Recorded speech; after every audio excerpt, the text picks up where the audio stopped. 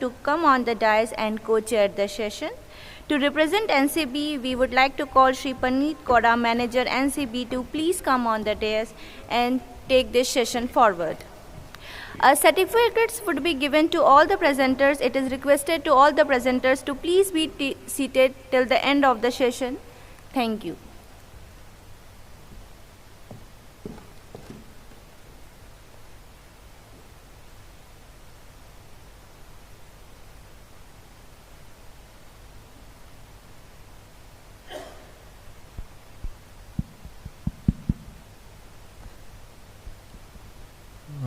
Good afternoon all, and welcome to a very important and futuristic session on alkali-activated concrete, 3D printing and high-performance concrete. I think the theme of this conference or seminar is very aptly going towards net zero. And then when we talk about the alkali aggregate cement or concrete, finally we are aiming for the net zero. That is what is our ultimate aim. To 2070 is the target, but I think if we can achieve it earlier, that is better. And this session will highlight some of the important points how we can achieve that. So for a keynote speaker, I request Shri P.N. Ojha ji from NCBM to have his presentation on performance of structural concrete using electric arc furnace, slag, as a fine aggregate.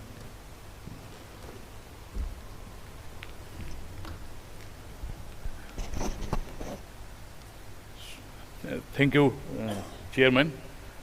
So this is not a great study, but since yesterday morning till this time, we are discussing cement and how to make it net zero. But this is about how to make it net zero waste. And this is a study about how the industrial waste can be used as an aggregate. Because if we are producing the 500 million ton cement in India, so almost we can see 2,500 or 5 times means, at least 5 times, so 2,500 million ton aggregate shall be used or is being used. So there is a scarcity of aggregate, and this is a study of industrial waste, how it can be used as an aggregate. So concrete is a most widely used material, and I said 2,500 million ton of aggregate at least is needed every year in India. So steel industry is producing the industrial waste at a different level. One is at the level of iron slag, means when iron ore is being produced in terms of iron. And second one is when iron is being converted into steel. So there is a steel slag, which is one of these is non-basic route, and other is a basic route, that is LD slag. So this study is about non-basic route electric arc furnace slag. So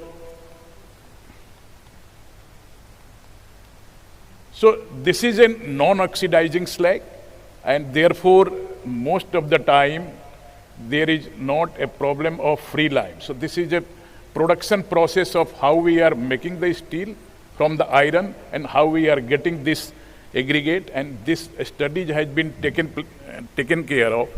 ArcelorMittal plant, which has tons of electric arc furnace slag in their yard, and we visited and we collected the representative slags from their plant, and we can see electric arc furnace slag can be made in terms of 20 mm downside aggregate, 10 mm downside aggregate, and fine aggregate also. This study is about the fine aggregate.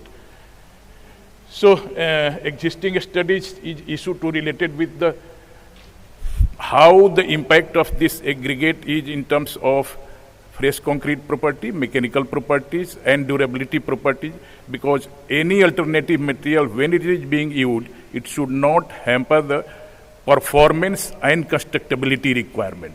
And that's why this study focused on all these three aspects. So we did the study at two percentage of replacement, 50% and 100%. And we evaluated it in terms of whatever the performance we have made in IS 383, which is the existing standards for aggregate. And based on that, this study, we are revising the IS 383 and the present IS 383 in a draft stage is ready. And I am a chairman for that, for revising that IS 383. So it is containing 4 parts now: physical properties, mechanical properties, and it should have a durability properties and chemical properties, and then it should not leach hazardous materials, so hazardous properties. So in terms of that, so this has been evaluated, this aggregate. So this aggregate has been evaluated directly into the concrete at 2 water cement ratio, 0.4 and 0.6.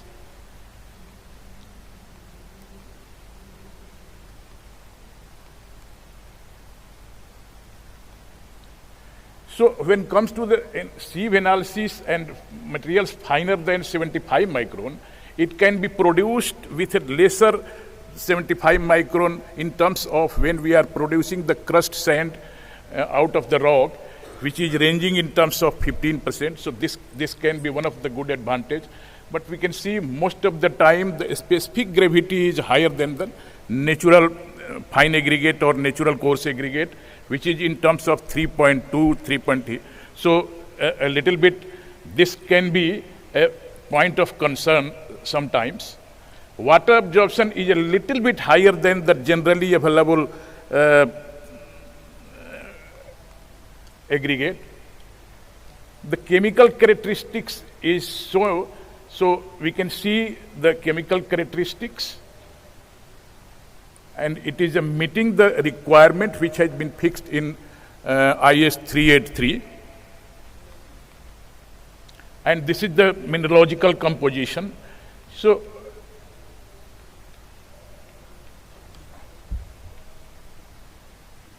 and from the mineralogical composition, one thing we can see, the lime and MgO content, it is in minor constituents, so this aggregate doesn't have a problem of free lime and free magnesia as it is being available in the terms of LD slag, which is a basic oxygen furnace route. And hazardous substances, when leachate were studies, so hazardous content were also in the permissible range. So we thought that this can well be used as an aggregate when mechanical property, constructability requirements means fresh concrete properties and durability properties is well established. So we did with the control sample, then 60%, 50% replacement and 100% replacement and 2 water cement ratio with this concrete mix design. And we studied this few basic mechanical properties of concrete and 2 basic properties of fresh concrete property, and in terms of workability and density at 7 days and 28 days.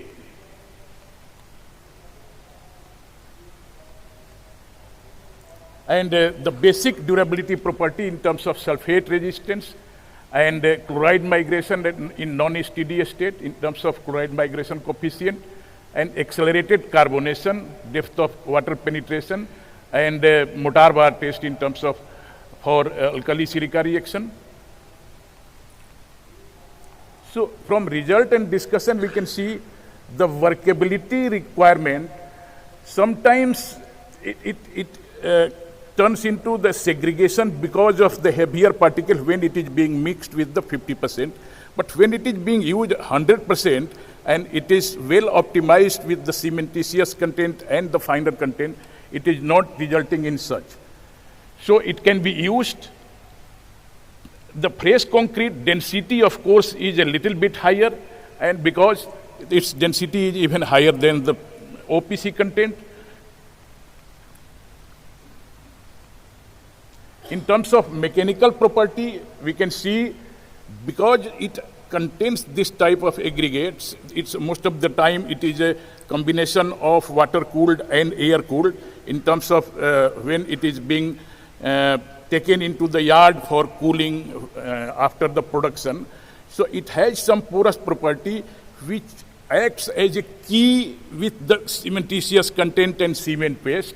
So we can see with the same cement content and with the same concrete mix design, the strengths are higher because of improvement in the interfacial transition zone.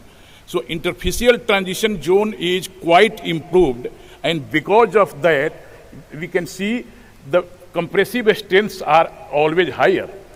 But on the IIT-H, the flexural strength only doesn't depend, so flexural strength are in the same range. But compressive strengths are always higher in case of this type of aggregate when it is being used. And modulus of elasticity also in the same range we can see. The Poisson's ratio is also in the same range. Drying shrinkage is also in the same range. So we can say that all the mechanical properties is as good as we are getting it with the natural fine aggregate which we are using in the mass concrete production in India. So this is the interpretation which I have already said, and this is also the representation and interpretation which I have already explained in the tabular form. In terms of durability property, sulfate resistance, so as we are getting that if with the conventional aggregate and OPC at 28 days and 56 days exposure in the sulfate solutions, we are not getting the reduction in the compressive strength. Similar is the case with the concrete which has been made using electric arc furnace slag at both water cement ratio. So we can say that there is no adverse impact on the sulfate resistant property. Chloride migration is lower because we can see that this is because of the improvement in the interfacial transition zone which we have seen in the case of compressive strength also. Carbonation depth, again, it is a passing through the interfacial transition zone, the carbon dioxide and the moisture along with that. So this is further low because of the improvement in the interfacial transition zone, and similar is the case in terms of water penetration also. So with this limited durability indicators, we can see that there is no adverse impact also in terms of the durability properties also. So these are the interpretation of the same which I have already explained. And this is the same interpretation. So conclusion is that fine aggregate obtained from the electric arc furnace slag can be used up to the 100%. And EAF slag, which may contain heavy metals or toxic content, so we have a provisions and the limits in our ISA standard above which we should not accept if it is getting the hazardous content because of any changes in the production process, because it is a manufactured product. So we have a provision, and addition of course as well as fine aggregate from EAF slag doesn't have an adverse impact on mechanical performance, and EAF slag as a fine aggregate can be used up to 100%. So based on this study, we are recommending, although we can say it has been accepted in the BIS committee that this electric arc furnace slag can be used up to 100%. A little bit increase in the density of hardened concrete only. It doesn't have adverse impact. And on similar ground, the other byproduct, industrial byproduct, like how to use the bottom ash from thermal power plant, this is also being included in IS 383. So a lot of new alternative aggregates are being included, which can be used as a fine aggregate and coarse aggregate to improve the sustainability, material sustainability in Indian standard, and how to make the industry net zero waste. Thank you very much.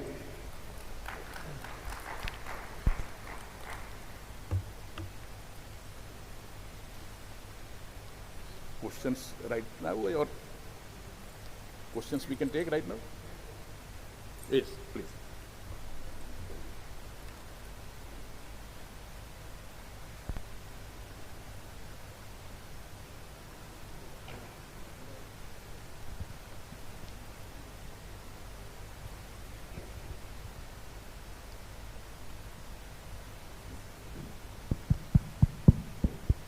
Hello. I think, thank you, Mr. P.N. Ojha, for enlightening us on the avenues for utilization of EAF slag, considering the circular economy. And I think we will take a few questions on your keynote address. Yeah. Is this working? Yeah. I think excellent presentation, and you said this aggregate slag could be used as a cement. I think you could go a step further, and often the specification on concrete is by compressive strength. So say for a given compressive strength, let's say 14 megapascal, to make it with your aggregate but lower cement, that would be the additional step.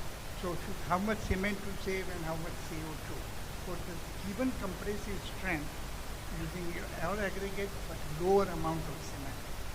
Yes, sir. That would be yes. Industry. Yes, Yeah. I agree with your point. We can study how much reduction in the For the cement content, and thereby that can be converted into the CO2 reduction also. So that study can be done, and definitely. maybe 2-3 levels of complete. Definitely, sir. The second comment is your speculation that it's ITZ. It would be good to show quantitatively by doing nano indentation the control versus your estimate. Control versus the experimental mix. Yeah, that would be very convincing argument. Definitely, sir. Yeah, and the third, your colleague presented an excellent work. You had two types of slag. He used the other slag for carbonation. So why the difference? There are two, same steel slag, but there were two types. No, sir.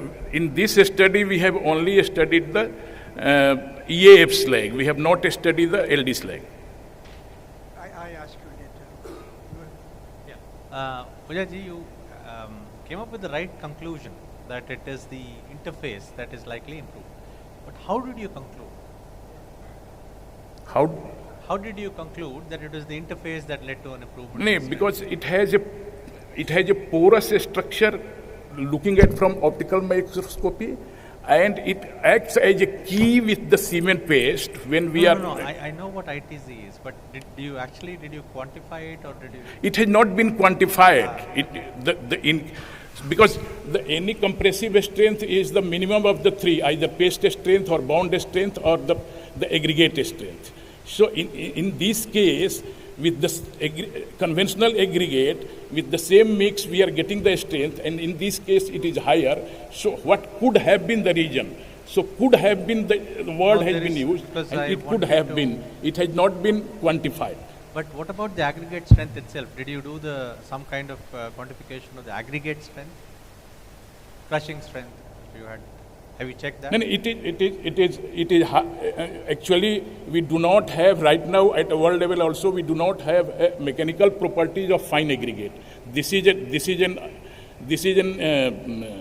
lacking in the terms of a standard. We do not have any test method for calculating the mechanical properties of fine aggregate. That's why it has not been done. But when it has been done with the coarse aggregate, it has a better impact value, better crushing value and better abrasion value in comparison to the conventional aggregate. So it is a hard, it is a stronger material in comparison to the conventional road. So you will have to, I guess, even rule that out as a factor. If it is stronger aggregate, that could also be contributing to the increased strength. Yes. So that's just something to, if you really get into it and quantify it, it may not totally be all attributed to the ITZ. It could be the aggregate itself being stronger. But even if aggregate is stronger and the cement paste is, if the bond strength could have been similar, the strength could have been similar. So from there, one can definitely conclude that the increase in strength because of the bond strength. Okay. So at this water cement ratio at 0.4 and 0.6, most of the time the IIT-H governs the strength, not aggregate strength, not paste strength. Just one final question. Do you have any reactive components in the aggregate? It looks like you have some reactive components. Yes, just the reactive compound is also there. Because of that also the IIT-H is improving. So improvement in IIT-H could have been because of the 2-3 regions.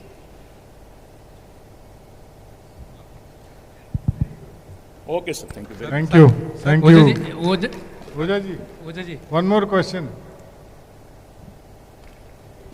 from Dr. Manikandan. Ojha ji, I have one question. In the mixed design, for replacement of EAF, the aggregate content is lower than the normal conventional concrete. So, since it is a heavy, the aggregate content, fine aggregate replacement, when you have done the replacement, the aggregate, the mixed proportion, it's shown that the total aggregate or the fine aggregate content is relatively lower than the conventional aggregate, but you have the comparison studies.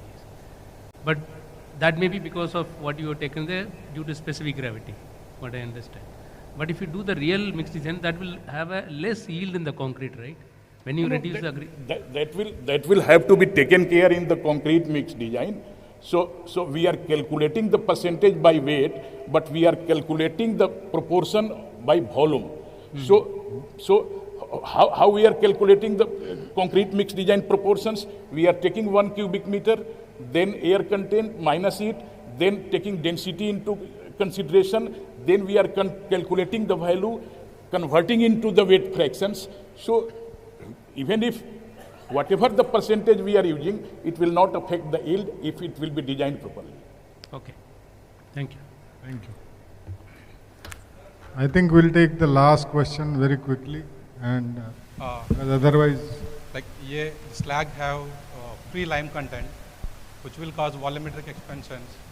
But have you considered that free lime in the slag? This aggregate I have shown, this doesn't contain free lime. LD slag contains free lime. I am not discussing LD slag. I am discussing EAF slag. EAF slag and BOF slag have a free lime. It doesn't contain. It has been shown in the study. Others, like for the particular slag, you might have. Like for the particular slag, you might not have, but literature says that steel slags have free CaO, which will cause volumetric expansions. That way, they are not using. They are using as a base course, but the base course and subgrade. Like most of the transportation, people are using steel slag as a aggregate. I am not getting any comment on the this question. Like free CaO in steel slags.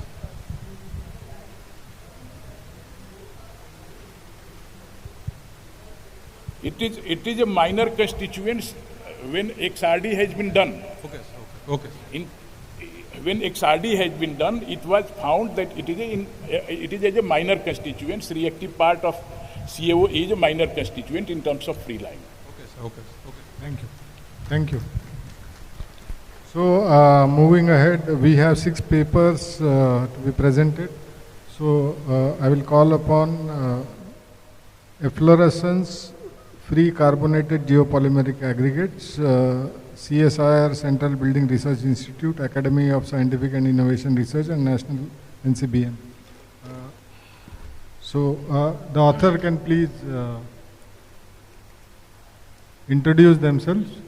and then I think we have 10 minutes, 7 minutes for presentation. And I think at the end of the session, we will take questions for all the speakers.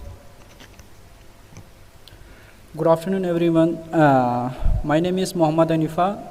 I am a PhD scholar from IIT-H CSIR-Central Roorkee, working under the supervision of Dr. L.P. Singh and Dr. P.C. Thapliyal. The topic of my presentation is efflorescence-free carbonated geopolymer aggregate. As we all know that among various greenhouse gases, CO2 is considered the major cause of global warming, and more than 36 billion tons of CO2 emissions per year in 2021. Our Honorable Prime Minister committed at COP26 to achieve net zero by 2070. So for reduction of CO2 emission in the construction industry, we are mainly focused on the reduction of CO2 emission from the cement industry and CO2 sequestration in the construction materials by mineral carbonations. My research is mainly focused on the production of CO2 sequestered artificial aggregate.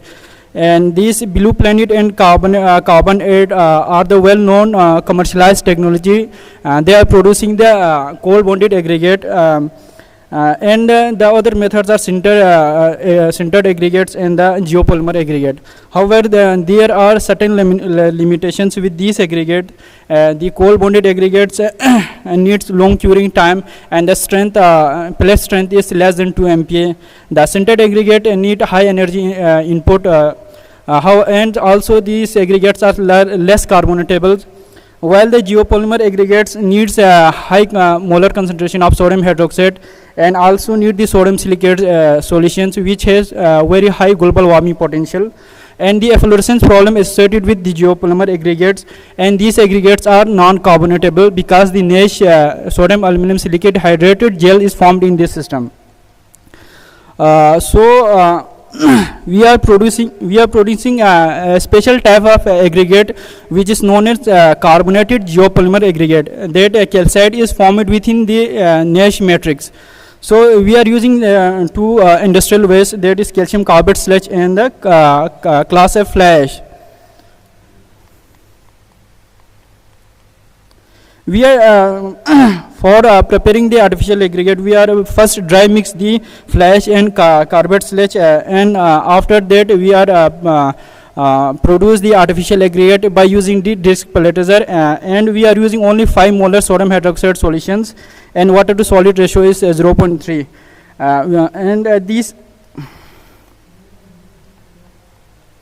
and these are the carbonation conditions of carbonation. We are carbonated for various duration of carbonation, and the RH is maintained between 65 to 70%, and purity of CO2 is 99%. So we get the two types of aggregate, that is non-carbonated aggregate and carbonated aggregate. Here we observed that in non-carbonated aggregates we see the white powder on the surface of the aggregate, white powder on the surface of the aggregate. After XRD and FTR analysis, we confirm that these white powder on the surface of the aggregate are sodium bicarbonate and sodium carbonate. However, in carbonated aggregate the efflorescence is completely absent. And these are the single aggregate strength of the carbonated and non-carbonated aggregate. That carbonated aggregate achieved 5 MPa, while the non-carbonated aggregate only achieved 2.8 MPa after 14 days of water curing. The bulk density of this aggregate is 945, and these aggregate are classified as lightweight aggregate, and the water absorption is around 16%. Now we characterize this artificial aggregate by sophisticated instrument. The first one is the XRD. In XRD, we clearly see that after 12 hours of accelerated carbonation, the calcite peak is not increased. So 12 hours of carbonation is enough for the accelerated carbonation. And then by doing TG and DTG analysis, we actually know the CO2 uptake of the CO2 uptake by the artificial aggregate is around 13%. By doing the microstructure analysis in non-carbonated aggregate, we see a honeycomb-like structure which is similar with the case gel, where in carbonated aggregate the honeycomb structure is completely absent, and calcite is observed at higher magnification, and the size of the calcite is less than 500 nanometer. And by doing FTIR analysis, we observed that CaSH, calcium aluminum silicate hydride, is formed in the non-carbonated aggregate, where after carbonation the CaSH is converted into NaCH gel.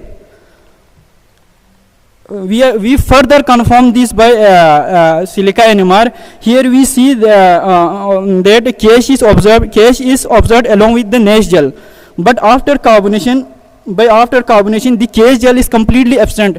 It means the CaSH gel is completely converted into NaCH gel.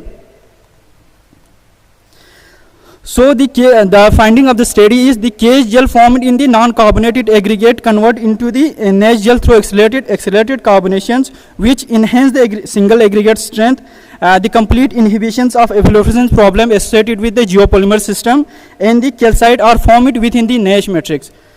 Let's show we show the mechanism here. First, when in non-carbonated aggregate, here we see the aluminum, the negative charge, the charge on the aluminum is balanced by the calcium ions. So the CaSH gel is formed, and the sodium is freely available in the system. So the sodium move toward the surface of the aggregate and cause efflorescence. But after accelerated carbonation, the calcium form the calcium carbonate, and the charge on alumina is balanced by the sodium ions. So there is no free available sodium in the system that can leach toward the surface of the aggregate. So these aggregates are efflorescence free, and these aggregates are geopolymer aggregated because the NaCH is formed in the system, and calcium carbonate is also formed within the NaCH matrix. And these are the conclusions of my study, that we are producing the carbonated geopolymer aggregate with only 5 molar sodium hydroxide solution without the use of sodium silicate solution. And the single aggregate strength of aggregate is 5 MPa, and the CaSH gel formed in the non-carbonated aggregate converted into NaCH gel via accelerated carbonations. And these accelerated carbonation, due to this conversion and the efflorescence problem associated with the geopolymer aggregate is completely inhibited. These are the reference, and thank you. Thank you. Thank you, Mr. Muhammad Hanifa. So next I call upon presenter from CSIR Roorkee, influence of mixed proportions on engineering properties of 1 part alkali-activated composites.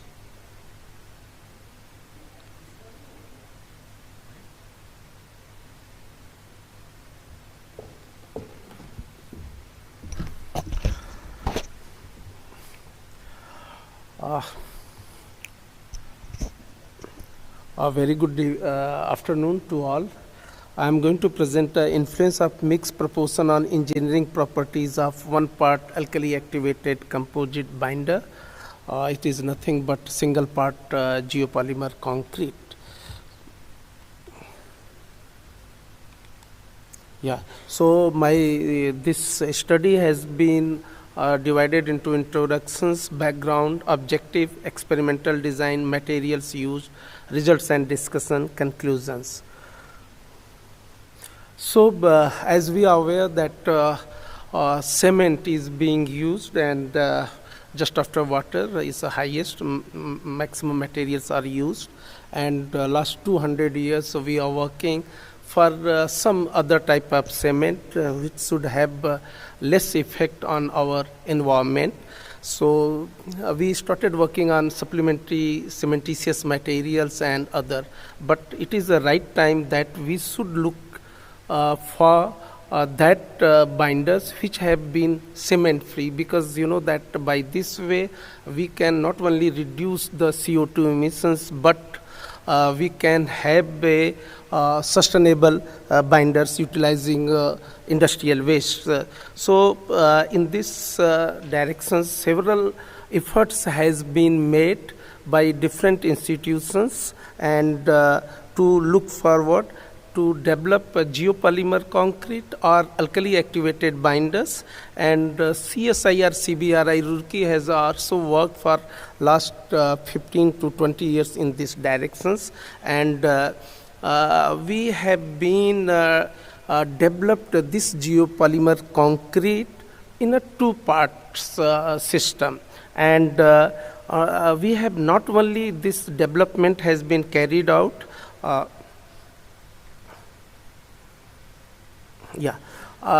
we have demonstrated making by this geopolymer concrete with the roads and different building components like precast buildings, aerated concretes, also cellular concrete, blocks and structural elements, rather than we have made paver blocks and different.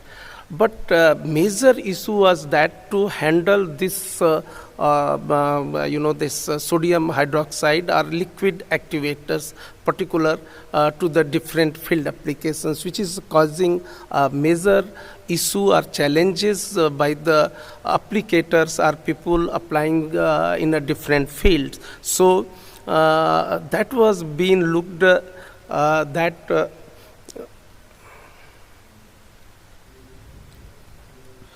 So that was being given that we should be developing a single component geopolymer binders or alkali-activated binders by just adding a water, means similar to the cementitious binder, and to avoid this handling of liquid activators. So that we can look forward for scalability and also important applications like repair of sewer line or other structural member which is being highly affected by marine or other environmental applications.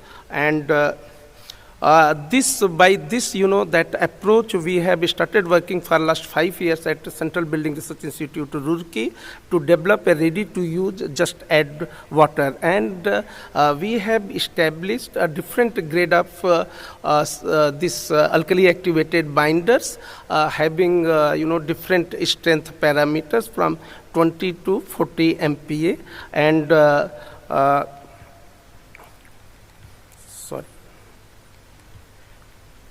so it has a different limitations because time is less. So in this paper we have developed this alkali-activated binders utilizing fly ash, GGBS. Also we have added some quantity of rice husk ash to make it more reactive. If some, system. And this is overall, properties of the materials of fly ash, GGBFS, and rice husk ash, which has been established, and it is given in the our paper. So here we are being developed this material, and we found that with the fly ash and GGBFS of 30% and 70%, and using this our activators, particularly sodium silicate pentahydrates, and has been developed and optimized this mixed binary system. And we have not found much appreciations by adding rice husk as in a limited quantities. So this is the morphology properties, and we have compared the binary mix proportioning with the ternary proportions, and found that this binary has been better strength property as compared to the ternary, that is fly ash, GGBFS, and rice husk ash. So this is that we have been trying to develop 20 MPa strength, and these are the properties here we have shown. And also we try to add this fibers. This is a CC 0.5, that is a basalt fiber by 0.5% of volume fractions. So by this, we have developed this material, and we found that it has not much effect of basalt fiber because it's also a costly affair. So by binary system, if you have a proper, that reactive fly ash and reactive GGBFS, so that we can develop this single component or one part binder system. Because that several data we have not making a presentations because it is under patent, and but yes, Recently, in 2023, we have transferred a technology to a company, ACEPL, which is being on repair of sewer line by that sprayed concrete. That is a geomortar, a single component geopolymer based mortar for repair materials, and they have demonstrated. But that strength level we have achieved at that time is up to 30 MPa average, and we are trying in a laboratory level. We have developed more than M40 MPa grade, but definitely we are not getting a good quality fly ash having more reactive silica content, so that we can go up to 60 MPa or more, particularly utilizing to sewer or other sewer line and other repair rehabilitations purposes. We have one published paper that is on our, particularly on a review paper, and 3 more papers has been reviewed, and very soon it will come in ACI and ASC materials. Thank you very much.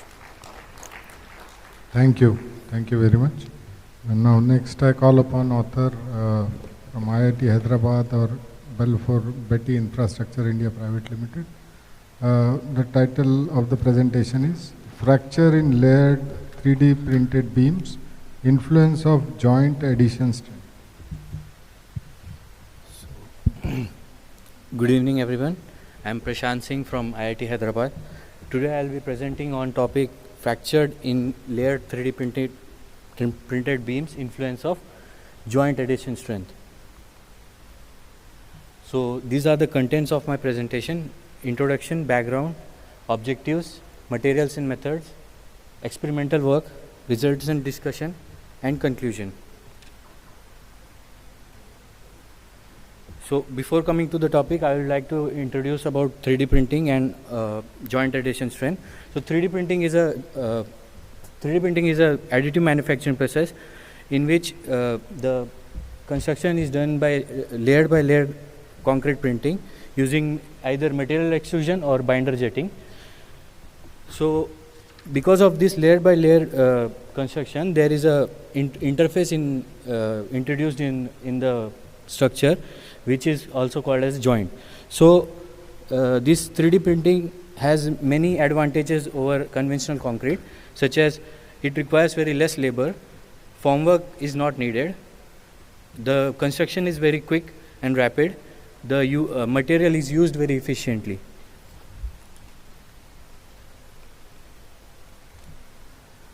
Talking about the adhesion strength, it is mainly affected by few parameters such as fluidity, interface time gap, and environmental conditions, etc. So today we'll be seeing the effect of time gap. It refers to the time gap refers to the the time gap refers to the time gap refers to the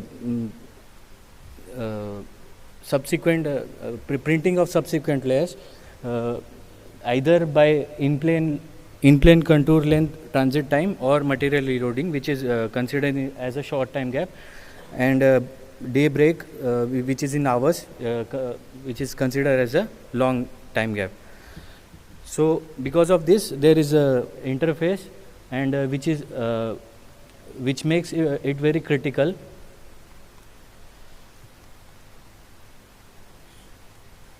So objectives of my topic are to evaluate the directionality in the strength determined from the printed assemblies, to evaluate the temporal effect of joint adhesion strength on fracture response, also on the crack propagation. So these are the materials used for printing the beams. The beam dimension was 500 by 100 by 150. So from these beams, the cubes were extracted for compressive testing along all 3 directions. Also the cubes were extracted for split tension along interface and along the bulk material. These beams were tested along for 3-point bending, and DIC analysis and load versus CMOD was performed. Also, the numerical analysis was done using these parameters, keeping 45 mm as a initial notch strength, initial crack, which is around the height of 3 layers. So the results of this study suggest that the printed assemblies show directionality in the strength. Along X direction, it is maximum about 48 MPa, and along Y direction, it is the minimum, which is around 38 megapascals. Also, along Z direction, it is about 44 megapascals. Also, the split tension results were used to calculate the strain energy release rate of the material. The 0 minute was used to calculate the material and material energy release rate, and the others were used to calculate the energy release rate of the interface. The DIC analysis suggests that the 0 minute time gap had a strong interlayer bonding, which was behaving also composite structural behavior, and the 6 minute time gap was having the crack was initiated at the notch, which was deflecting around the 3rd or 4th layer.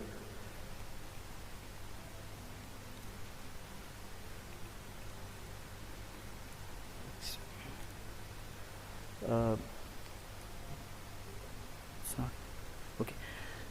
The numerical results suggested that the G interface by G material was around 0.253, which decreased with the increase in crack length, and the 0 minute time gap shows that G int by Gm is greater than gamma IC by gamma C, which is a critical parameter for the material. So, as per Hay and Hutchinson criteria, it should not deflect, which was confirmed via DIC analysis. And also for 6 minute time gap, the deflection into interface was seen because G int by Gm, which is less than gamma IC by gamma C, with 6.8 mm of deflection, which was also confirmed by the DIC analysis. The conclusion of my studies are that the strength varies with anisotropy, which is highest along the print direction and lower along height and lowest along the width. The Hay and Hutchinson criteria shows that crack deflects into interface as length increases and gamma IC by gamma C decreases. The investigation reveals that crack in layered 3D printed beams tends to deviate if the time interval is greater than 3 minutes for this particular material. Also, the numerical analysis shows that if the G int by Gm is less than 0.253, the crack tends to deviate. This highlights the critical role of joint adhesion strength in optimizing the parameter and structural integrity. Thank you. Thank you. Now, next I call upon representative from NCBM. Production of ready-mix geopolymer concrete for construction of demo structure. A very good evening to all.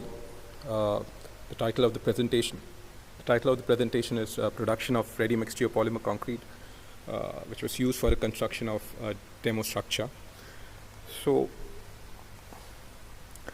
this is the brief outline of the presentation.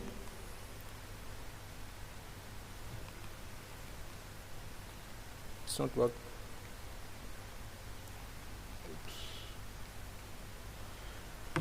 So geopolymer concrete, as we all know, is one of the most promising and viable alternatives to conventional concrete in terms of reducing a carbon footprint. However, there are certain very critical challenges in terms of scaling the production of geopolymer concrete at in a batching plant setup. So the objective of the study was to produce a a geopolymer concrete mix which we could use at site, produce in a batching plant setup, which has the appropriate workability as well as the appropriate slump retention time. And the second key aspect of producing this was, reducing the temperature of the activator mix that was being used at site, because whenever we use liquid activators, there's a lot of heat that is liberated, which typically raises the temperature of the activator solution to around 70 degrees centigrade. So these were the key objectives of the study. So for this particular study, this was basically a two-part mix, an alkali-activated mix. And numerous trials were conducted to achieve the desired properties, and usually we varied the percentage of granulated blast furnace slag from about 50 to 70%, and the percentage of fly ash was varied between 50 to 30%. The chemical activators used in this case was sodium hydroxide and sodium silicate. Both were in liquid form, and these were of commercial grade. So the key parameters, I'm not going to list them out, but they are listed before you.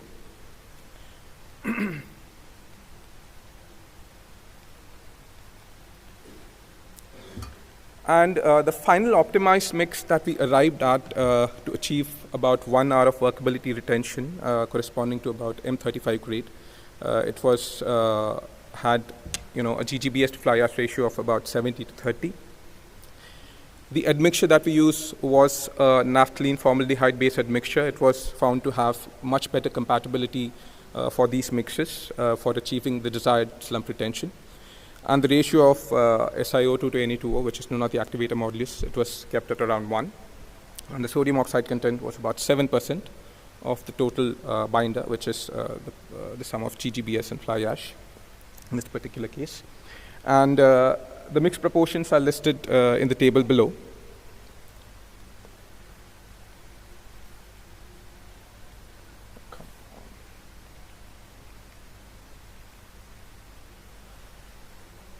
So what I've highlighted here is the entire batching plant setup. So I'm not certain if there's a pointer here. Okay. So the key modification that was made in the batching plant setup is you can see towards the bottom right of this flowchart diagram before you. What I've shown over here is the activator mixing drums, and the NaOH as well as sodium silicate solution were mixed in these drums. In order to reduce the temperature of this activator solution mix to a manageable level, what we did was we drew water from a reservoir tank, and cooling pipes were wrapped around these activator mixing drums, which are made of stainless steel.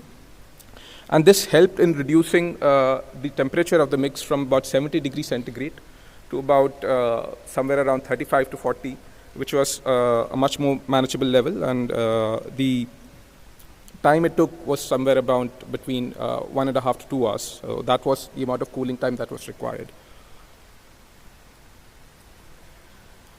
So the cooling pipes, as I have said, the water that was circulated, it was able to reduce temperature of the activator mix to about 35 to 40 degrees centigrade.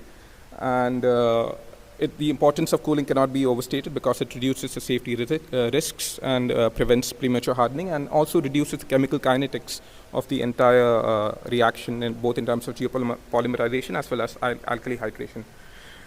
The concreting was done with a truck-mounted boom placer pump.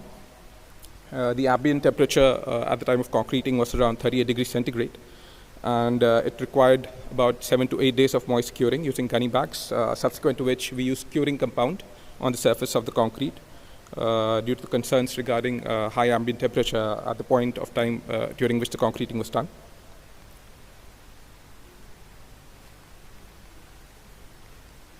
And I'd also like to stress upon the safety aspects. BIS has already come up with a standard IS 17452, which lists out certain safety measures which are to be followed for production of geopolymer concrete. This is with particular reference to precast concrete, but same safety measures are followed in this case as well, and it was ensured that all personal protective equipments which are required to ensure safety were available and worn at site. So in terms of the results that were obtained, this particular mix was used in casting of a demonstration, single-story demonstration structure of a plinth area of approximately 90 square meter. And we were able to successfully achieve strength equivalent to M35 grade. And as you can see in the result before you, the 28-day strength was achieved was in fact higher than of the corresponding OPC mix.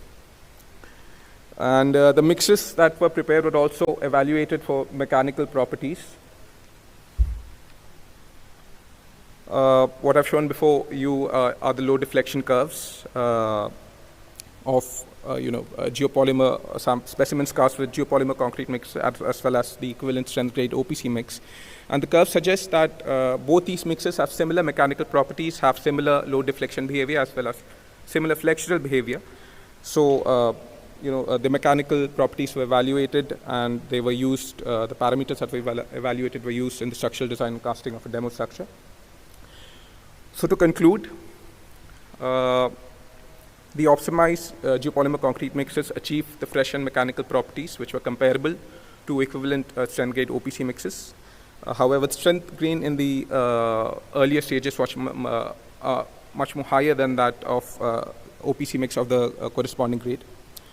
The mixes met the strength criteria for M35 grade, and the structures that were cast, they had sharp surfaces, no breakage was observed, and no efflorescence or leaching.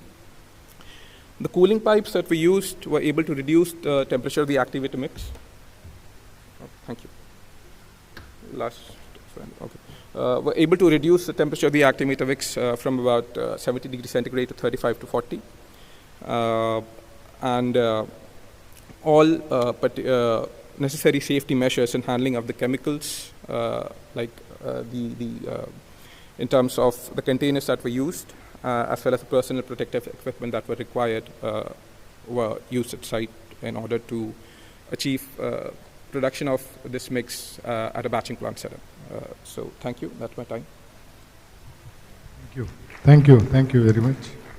Now I call upon to present a paper enhancing SLS and ULS performance of concrete precast structures and impact of next generation high performance steel fibers in fiber reinforced concrete design and suitable application from Bickard Mukan Wire Industries Limited.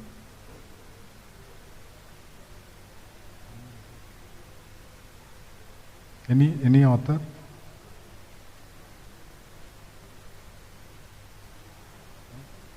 Okay, so I call upon the next presenter from IIT-Hyderabad, enhancing composite behavior of 3D reinforced EPS core sandwich panels in flexural Sonad Tej Maganti.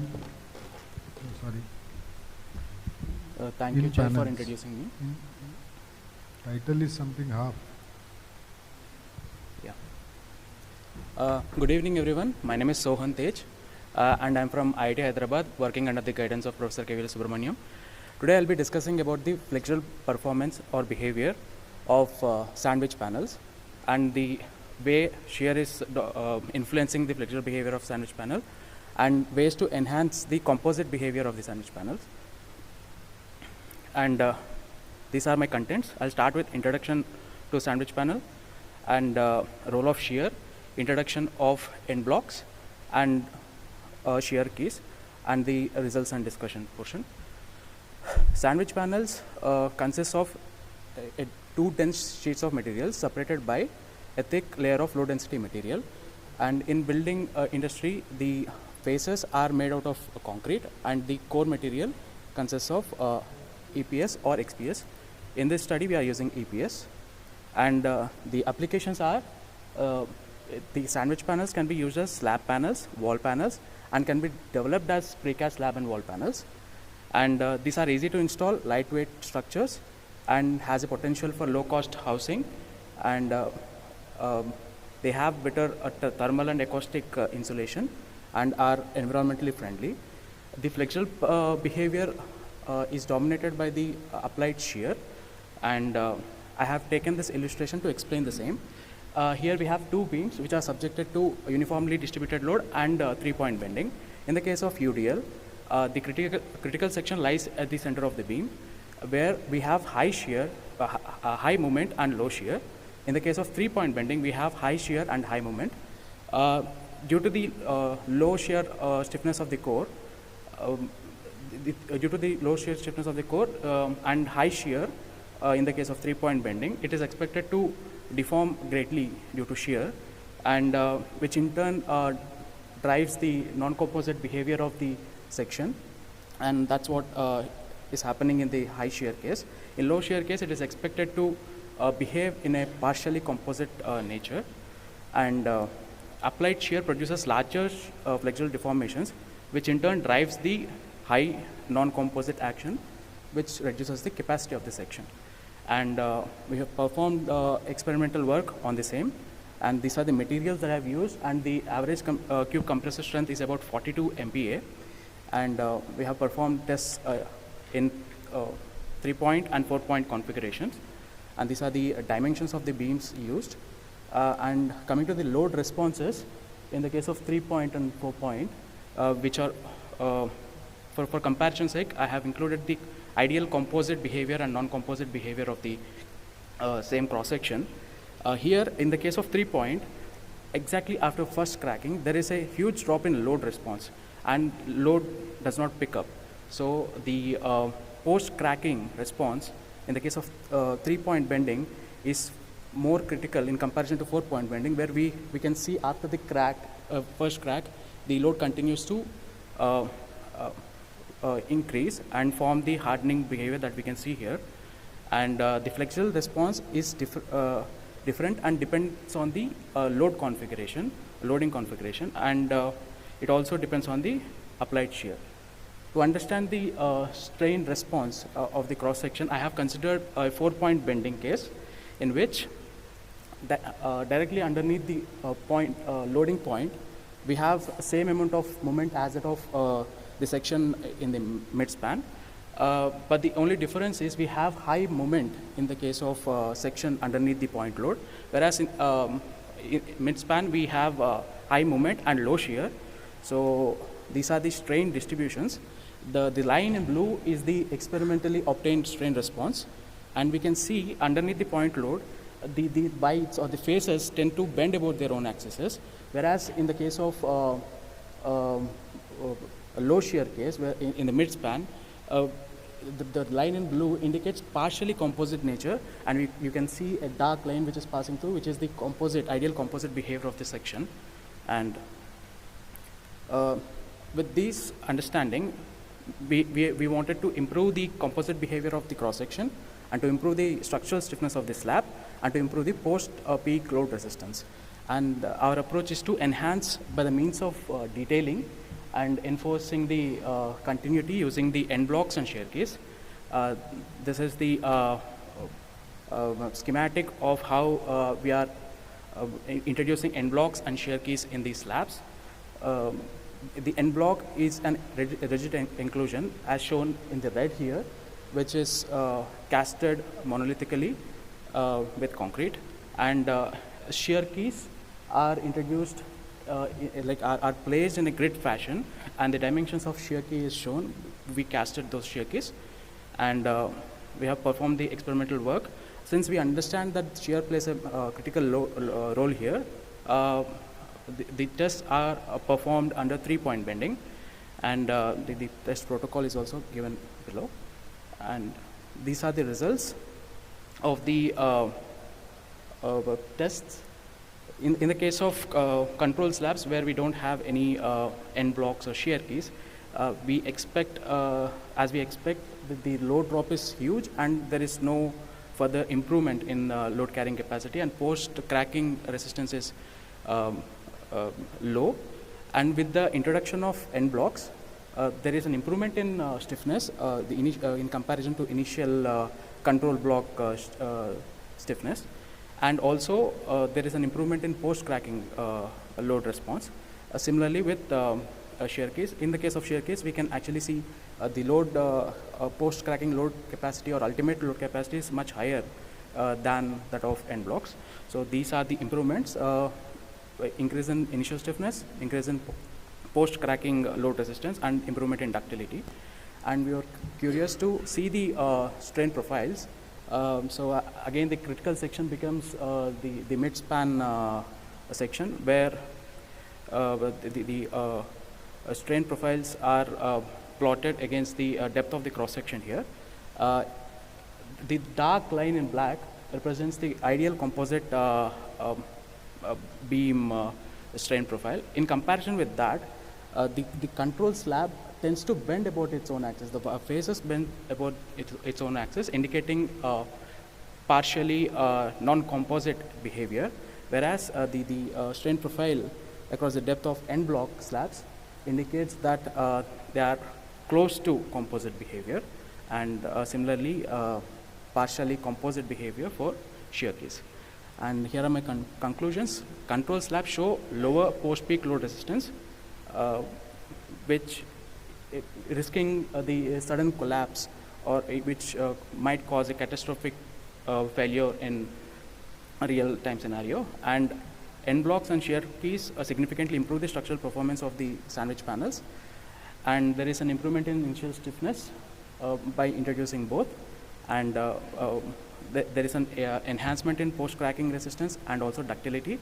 And the strain profile indicates that the slabs with end blocks and shear keys behave in composite or close to composite nature, and incorporating end blocks or shear keys enhances safety. And thank you. This is my presentation. And you can contact me. Thank you. Thank you. Now the session is open for any questions. The 5 papers presented today. So any questions? Yeah. So can I request all the presenters to be near the dais so that they can answer the question? Yeah. Yeah, my question to Prasant. Yeah. How you calculated the tensile strength in 3D printed specimen? We did a split tensile strength, like we extracted the cube samples from 3D printed by cutting, and just applied the compressive point load and split tension we have done. What is the size of specimen that you have extracted from your beam specimen? It was 50 by 50, 50 by 50 by 50 cube. It's a cube specimen? Yes, yes. So how you do the test at the center point, like you apply the load at the center point? Yeah, yeah. How you identify that applied load going through the center point? We gave a very small notch so that it will be applied on that only. Okay. And the second question, actually you have mentioned the beam here. It's a beam or like printed wall something. You have inserted the reinforcement here or what? No, it's a concrete beam, not a RCC like beam, normal concrete element beam. Like wall structure. Wall you can see. Okay. And another question, you have mentioned the zero time gap. Can you define that zero time gap? What is the zero time gap? Zero time gap means like there is no, we didn't provide any gap while printing. For other cases, for 3 minutes, 6 minutes, we after third layer, we stopped for 3 minutes and then again started printing above that. So there was a time gap between those layers. So after printing every layer you have given No, after only third layer. After only third layer. Only third layer, so that there will be only one like weak interface throughout the beam to assess the crack propagation. Okay, thank you. And next question to Amit. It was nice presentation. Amit, yeah. You have prepared the geopolymer concrete, right? Arup. It's Arup. Sorry. Yes. Yeah. So you have prepared the solution, alkaline solution. Yes, that's right. So after what time you have used that alkaline solution to make the concrete? After what time we have used the solution? So like I said, first of all, the mixing of the sodium hydroxide solution, that required the solution to be there for about 24 hours, right? And cooling pipes, when sodium silicate was added to that entire activator mix, cooling pipes were wrapped around those the container in which this activator mix was prepared. And that cooling time to reduce the temperature from about 70 degrees centigrade to a manageable level of around 35 degrees centigrade was somewhere around 1 to 1.5 hours, somewhere between 1 and 2 hours. Okay. After that, the activator mix was used in the actual mixing process. So first you are dissolving the sodium silicate with the water. After 24 hours, you are adding the sodium hydroxide, right? Sorry? First you are dissolving the sodium silicate with the water. Yes. After 24 hours, adding the sodium hydroxide. Okay, that was my bad. Actually, in the laboratory trials, it was done in that way. But as far as the batching plant setup is concerned, the sodium hydroxide solution was added, and then the water was circulated around the mixing tub. So that required somewhere between around 1 to 2 hours for the temperature to come down to a manageable level. Okay. So I correct myself. Sorry. Thank you. Thank you. Any other question? Arup, yeah, one more question. Arup. Yeah, I think you developed the ready-mix geopolymer concrete. Actually, my question is, I think whenever you are using the alkaline solutions, it starts reacting. So I'm not able to hear you. Can you be louder, please? Yeah. Whenever you are making the ready-mix concrete, it starts reacting instantly. At the case, you have done any yield stress behavior with respect to time, any flow behavior, rheological behavior? How does it happens with conventional concrete compared to the conventional concrete? I think you speak slowly and clearly so that you can understand. Okay. The question is not clear. Yeah. Actually, in geopolymer concrete, ready-mix geopolymer concrete, yes, when you use that activators, it starts react instantaneously. So, what happens that you have done any rheological behavior? So how does the yield stress and shear deformation takes place? It's a pumpable concrete, no, this is? Yes, it is indeed a pumpable concrete. You're talking about the rheology of the mix? Yeah. If I understand your question correctly, you're talking about how the rheology was studied, is that so? Yeah, how rheology varies in comparison with the So that is what, actually I had described it in a very brief way. So we had to carry out numerous trials, and in order to obtain the required slump as well as the required slump retention, we had to use many different admixtures in the the mix. So naphthalene based admixture was found to have good compatibility. That was due to the high slag content, the GGBS content, and we were able to produce a mix which had a slump retention of about 1 hour. Okay. I hope that answers your question. Thank you. Thank you. Any other question?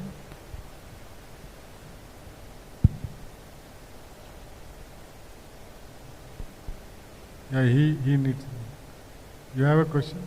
No. Okay. Yeah, yes. My question is to. My question is to you, sir. SP Singh, sir. My question is to you.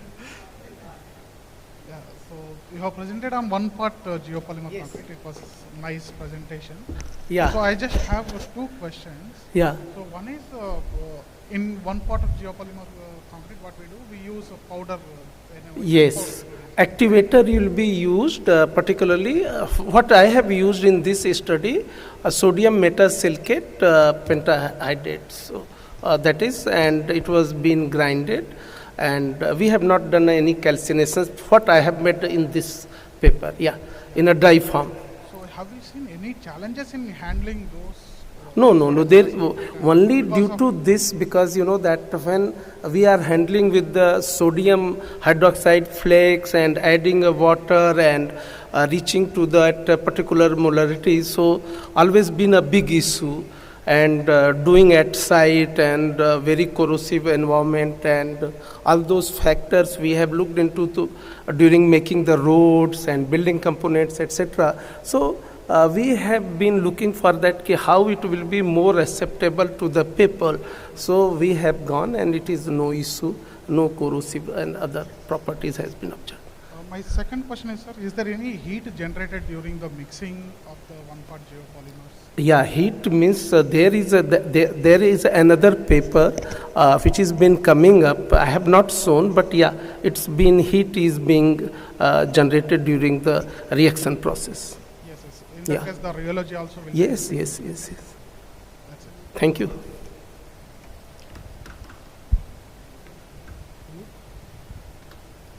Good afternoon, sir.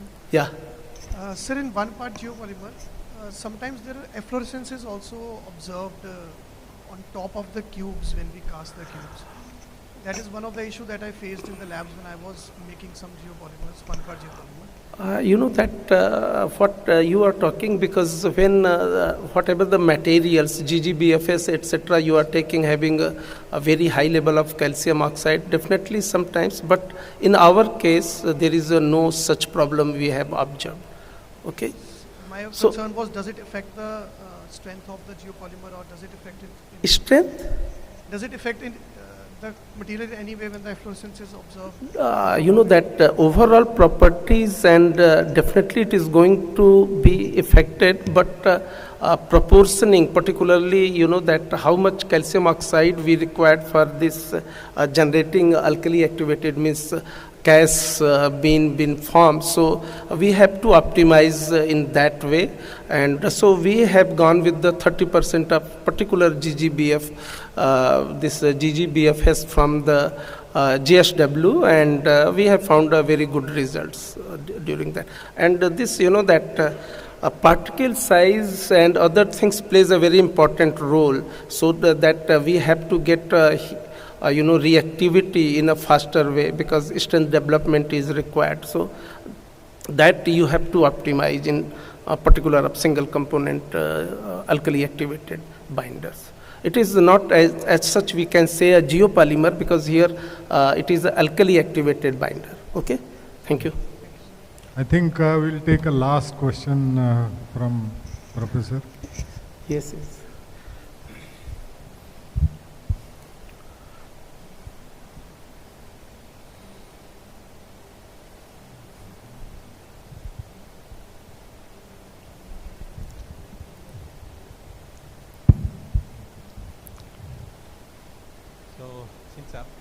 Quick question. Your source material is a combination of slag and fly ash. Fly, yes. With the predominance of slag. So which means 30%. Sorry? 30%. It looked like it was 30 fly ash and 70 slag. That's what your slide said. In the slide it shows 70%. Slag was 70. Okay. Yes, sir. So yeah. In Yes, such sir. a system, calcium will dominate. Yeah, sir. And you will end up with cash. There won't be any NaSH forming in the system. Yeah, sir. And sodium sits in a free state. It will essentially leach out of the system. Yes, sir. And cash is like a close cousin of CSH. Yes, sir. So why would it have any superior acid resistance performance compared to, say, cement systems? We have durability studies are going on, sir, in this study particularly. I don't think it has been much effect of this durability, particularly what acid impact on this one. But yeah, sir, we have carried out results because these people, Yasmeen and other are working, and so I have carried out all those durabilities, but I could not recall that. And another question is, you are loading it with slag, so it is a silica-rich source. Yes. Why would you need additional external silica in the system? No, we are not adding any. Sodium hydroxide. So sodium metasilicate pentahydrides. That is bringing in additional silica. Little bit, sir. We have optimized with the 16% addition of sodium, this metasilicate pentahydride. But do you really need it? We could actually directly activate. Sir, you know that if we are not going up to that level, so our strength development is very lesser, and we are not achieving strength beyond 20 MPa or 22 MPa. So that, and so we have to require some silica enrichment. Yeah, sir, to adjustment to that, because fly ash quality is very less, means not being appropriate reactive silica in that. You hardly have any flash. Now the last question is, would you still call it a geopolymer? No, sir, I have said alkali-activated binder. Another presentation, I think where the term geopolymer was used. Myself? No, I have written alkali-activated one-part binder. Okay. Everywhere, sir, in presentation and paper also. Yes, sir. Okay. Thank you very much, sir. Thank you all the... Yes. Yeah. No, last one. I have a comment, not a question. We did some work for UHPC. You know, right now UHPC uses a lot of cement. So we did geopolymer with different amount of, 20, 80 to 80, 20 fly ash to slag. And we found out that the higher the amount of slag, as mentioned, higher the compressive strength, but lower the ductility. And I don't know whether I don't have a reason why. Maybe you do. Structure changes. It goes, basically the cache structure, this NES and so more alumina gets incorporated in the structure. It has to do with the, we can talk about it. Yes, sir. Okay. Thank you, sir. Thank you. Thank you all the presenters. Now I request our co-chairman for today's session, Dr. Manikandan, to have his views on the session. Thank you, Chair. I think it's a wonderful session we had today. So out of 7 presentations, we have 6 presentations. Mostly dominating this alkali-activated binder is dominating this alkali-activated binder and geopolymer. First presentation, keynote speech by Sri P.N. Ojha ji on electric arc furnace. It's very good presentation covering the utilization of alternate aggregates for the challenges what the industry is facing now. It has very good information, how much replacement it can go, how much impact in the fresh and hardened properties of concrete. Good presentation by Sri P.N. Ojha ji. Second presentation on the carbonated geopolymer aggregate. It was impact of the alkalis, leaching impact, aggregate which is produced with different techniques on gold bonded aggregate and sintered aggregate. Having the density at 940 kg per cubic meter, which is actually qualifying as a lightweight aggregate. And the impact of the leaching is very well explained in this presentation. And then third presentation by Sri Professor S.K. Singh on alkali-activated binder. It was a good presentation on how the impact of the challenges in the conventional geopolymer concrete in handling at site.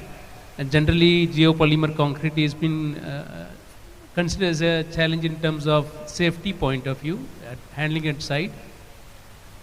It will be very useful for precast industry, but the industry lacks the concrete block segment are to be also explored. Mostly we go for precast panels, precast structural element, but in India now most of the conventional clay brick is shifted to concrete block segments, particularly in the major cities. Also there is aerated concrete blocks also dominating. I think geopolymer or alkali-activated binder also should study the all the durability aspects of high volume building material, which is masonry elements. That is also to be looked at. So that's one good presentation on how to handle the safety point of view in handling these alkali binders. For that, the replacement things, it was good presentation. And then we had the 3D printing. It is a good presentation. How the impact of the interval of the different layer printing, what is impact on the strength. It's a very good presentation. So also I was in an impression that every layer there is a time lag, but the author explained after 3 layers the study has been done. It was a good presentation. And the next presentation on production of RMC geopolymer concrete was very good. One insight which I learned is usage of cooling pipes to control the temperature, which is a challenge in handling geopolymer concrete in practical way. Laboratory you can do it, but in practical it's a very challenging aspect.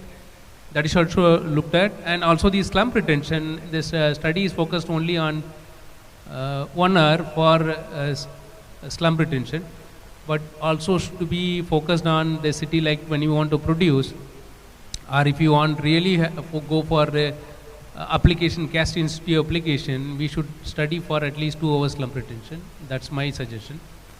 But it's a very good presentation and it's very good study. It is a practical study which will be helpful for most of the industry people. And then the last presentation on composite panel. It is a very good presentation on behavior of composite panel with the different load pattern and the load configuration, how the strength pattern changes. It was also the slab with the end blocks, how it behaves, and slab with the shear key, how it behaves. It was a good presentation. Overall, the session is a mix of various topics, which is really, some topics are really relevant to the field application. Thanks for all the speakers. Thank you once again. Thank you so much. Thank you. Thank you, sir. Now, we would request our chairman to please present memento to our keynote speaker, Shri P.N. Ojha, Joint Director, NCB.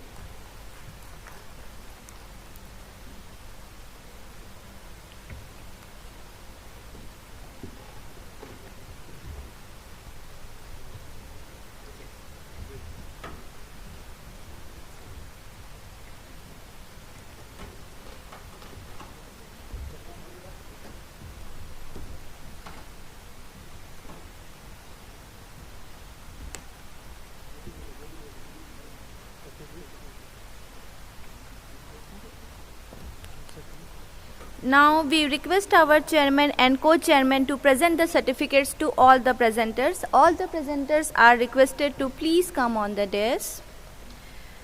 Mohd, Hanifa.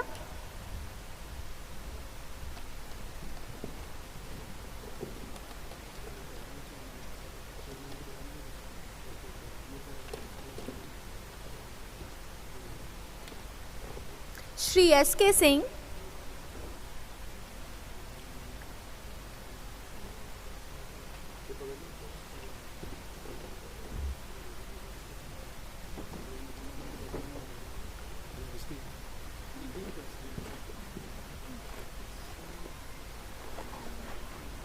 Shri Prashant.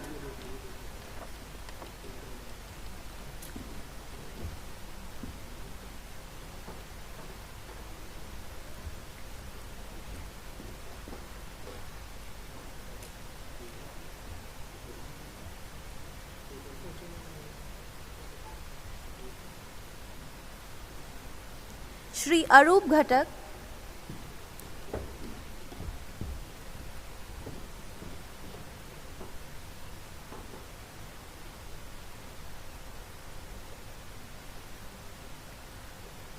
Shri Shohan Tej Mohanty.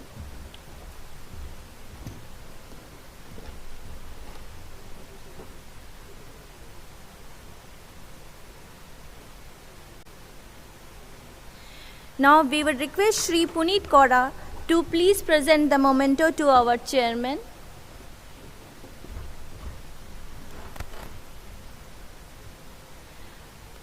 Now I would also request Shri Puneet Kaura to present the memento to our co-chairman as a token of respect.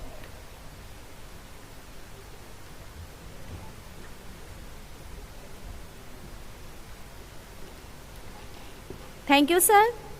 We would again like to thank our chairman and co-chairman for their esteemed presence. Thank you, sir. So this was the end of our today's session. Thank you all.